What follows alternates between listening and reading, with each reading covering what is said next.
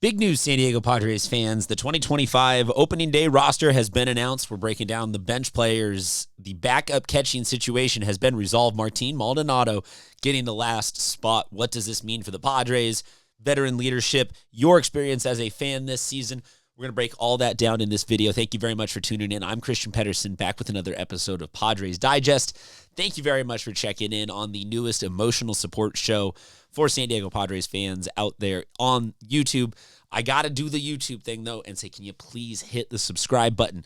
Returning viewing numbers are going up, and we appreciate it. We know we're a new show, though, so we got to balance in a ton of new viewers coming in. But ultimately, we are trying, as baseball people like to turn numbers around. We're trying to get the numbers up on those subscriptions. So if you could hit that button, it's great for me, but it's also great for you because it brings you all of the Padres news, reaction, takes, updates, information, or just venting that you need to do.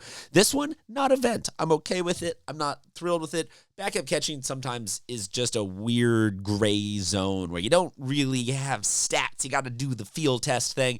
We also, though, have videos on all the other players who made the bench spots, their implications, bullpen. We breaking it all down on the channel. So if you hit that subscribe button, you will get it all delivered to you all season long. All right, like I said, Martín Maldonado is going to be our backup catcher behind Arraez Diaz. So Campusano not making the Major League roster for opening day. Ethan Salas not making the Major League roster for opening day.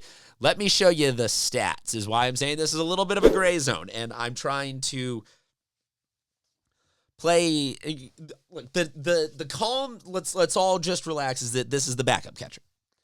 Those numbers not fantastic. He's 38, so probably not gonna have a crazy late career resurgence. Could have a good year. I don't think there's anything saying that he couldn't hit 200, 215, be okay. Catching is one where you do sometimes hear the adage, if you like a veteran catcher, because they work really well with the pitching staff. Everybody trusts them. They're just that kind of bedrocky. They go really well with everything. They're a vibes guy. This is where I'm saying it's the intangibles amongst baseball. And so I get it. I think the Padres in general, the theme with the bench and the backups is veteran leadership over youth. And it frustrates me.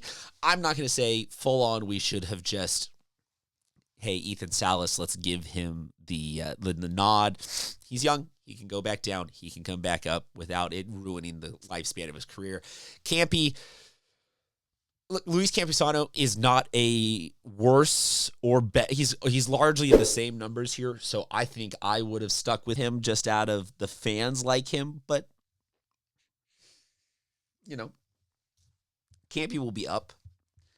I think that this is far from set in terms of Maldonado and Diaz this year. I think that also as we're looking at this, they're banking on Arraez Diaz really starting to hit the ball something closer to his all-star season than what he is currently, but none of this is long-term catching. And so I think that's where we're at right now. More than anything, the clarity that we have is that the Ethan Salas era has not started yet, but that there is nobody in there right now who is a long-term, they're going to go with him for a couple of years. So I think we're watching a couple of veteran guys being placeholder, bridge quarterback, to mix my sports metaphors. But this is going to be what we're going to see a lot of this year. It's just the reliable guy behind the dish who, this is literally a clip of him using the ABS test system.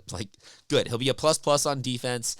He's been around World Series championships. He knows how to do the postseason run. If he falls off the face of the earth and we bring Campy up or they shuttle back and forth or whatever, it all, I think, still adds up to the signs are pointing that the Padres are not spending money on catching. They are not necessarily spending time on catching. They are trying for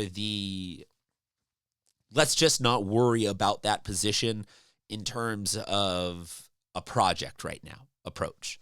And they're going with just the guys who they know their baseline, they know their veteran status, they know what they're going to be able to deliver defensively and clubhouse results-wise from the pitching staff.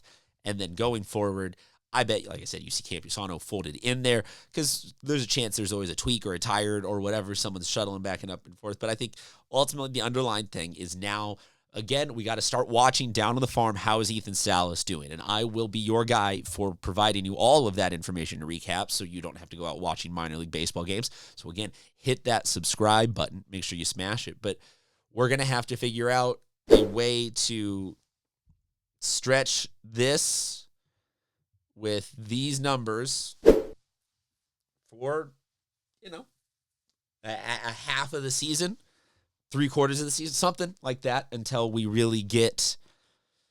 I bet Salas is not a 90-day project. I bet they want him to marinate in the minor leagues as long as possible. And this could even be a next season thing or down the road. Salas is 18. He is young. He is under our control for a while. He's a very young talent. So there you go. Our backup catcher is the least controversial and most predictably veteran-y pick of all the bench players. I think probably long-term he is largely a forgotten, I forgot that guy was a Padre for a while, but I love him as just everything else he is. You don't got to worry kind of guy. So you know what you're getting there.